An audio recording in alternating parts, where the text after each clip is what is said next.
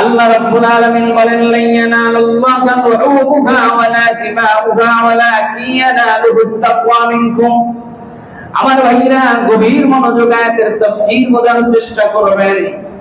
আমি গরু ক্রয় করলাম, আমি টাকা দিয়ে কিনলাম, আমি জবাহ করলাম, চামড়াটাও বিক্রি করলাম, সব গোশত আমার ঘরের ভিতরে নিয়ে গেলাম।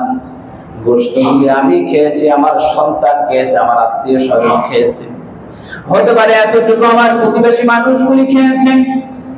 এই সকলের সমাজের মানুষগুলি মিলেই তো একটা গরু খেয়ে ফেললাম। আল্লাহকে কি দিলাম? আল্লাহ কি জন্য আমাকে এত সওয়াব দিবেন?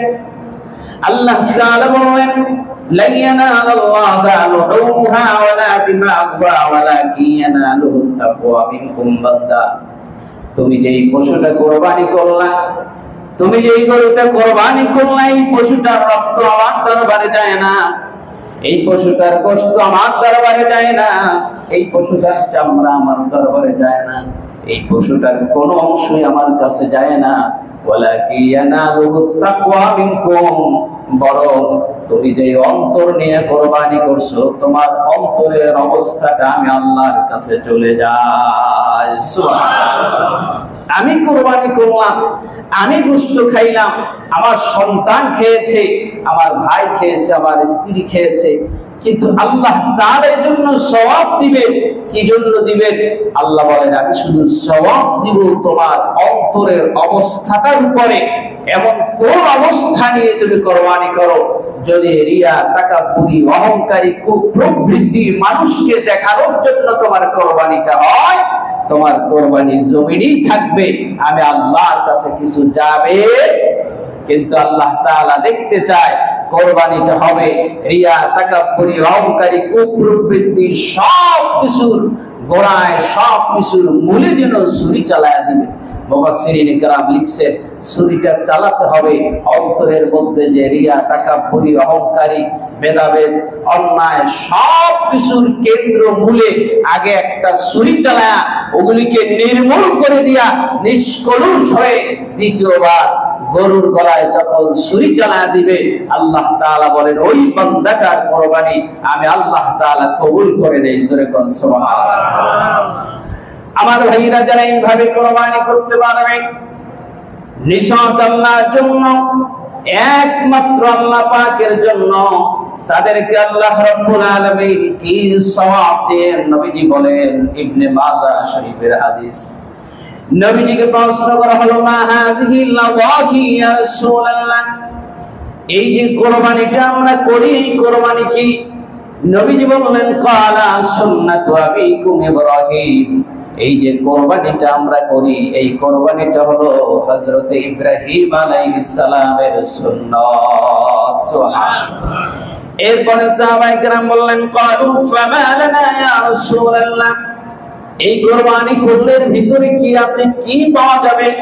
আমার ভাইরা শুধু তাই নয়, কঠিন কিয়ামতের ময়দানে, মুসিবতের দিন, মানুষগুলি যখন পুলসিরাতের কিনারায় দাঁড়ায় থাকবে, নিচে জাহান্নাম, উপর থেকে একটা চুলের মতো ওই সামান্য পথ দিয়ে পুলসিরাত যখন পার হয়ে যাবে, মানুষগুলি কেটে জাহান্নামের মধ্যে পড়ে যাবে।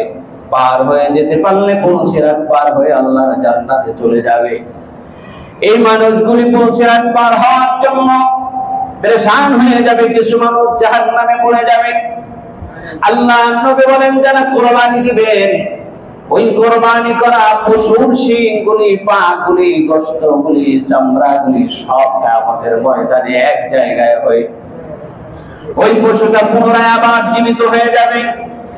ওই পশুটা পুলসিরাতের কিনারায় দাঁড়ায় থাকবে। ওই কুরবানি দাতার পশুটাকে, কুরবানি দাতাকে পিঠের মধ্যে নিয়ে বাহন হিসাবে পুলসিরাত পার করে আল্লাহর জান্নাতের মধ্যে নিয়ে যাবে। খুশি না বেচা? আল্লাহ নবী বলেন ওই পশুটা এই দুনিয়ার ভিতরে যেমন শক্তিশালী, কিয়ামতের ময়দানে আল্লাহ তাআলা আরো শক্তিশালী করে দিবেন।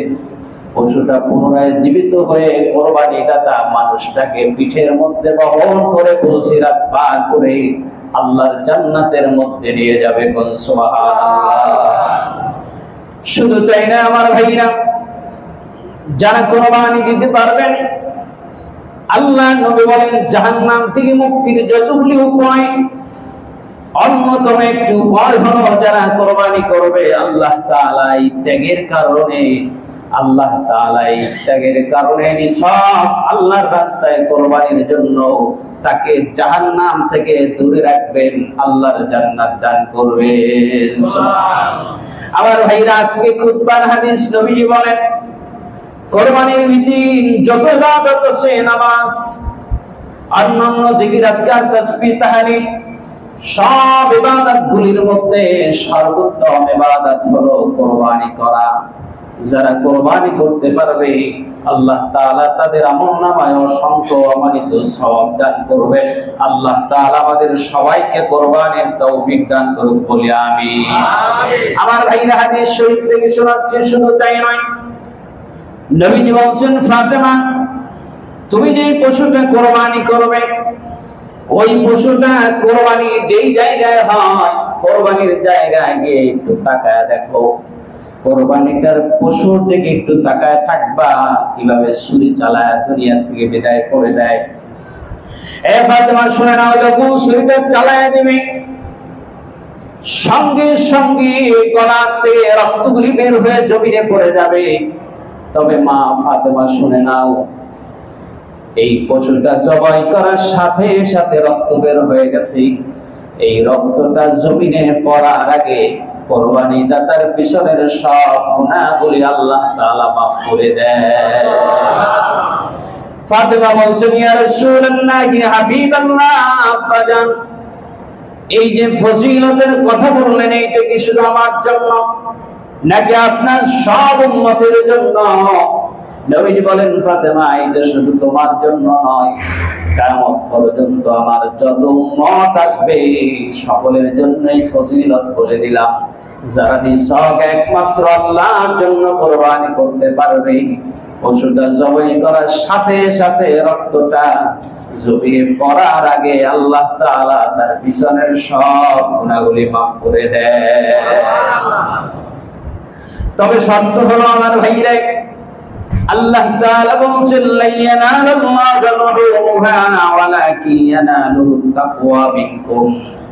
এই যে তুমি কোরবানি করলে, কোরবানির পশুটা আমার কাছে যাবে না, রক্ত যাবে না, গোশত যাবে না, চামড়াও যাবে না, বরং ওয়ালাকিন ইয়ানালুহুত তাকওয়া মিনকুম, তোমার অন্তরের অবস্থাটা, তোমার তাকওয়াটা আমি আল্লাহর কাছে যাবে।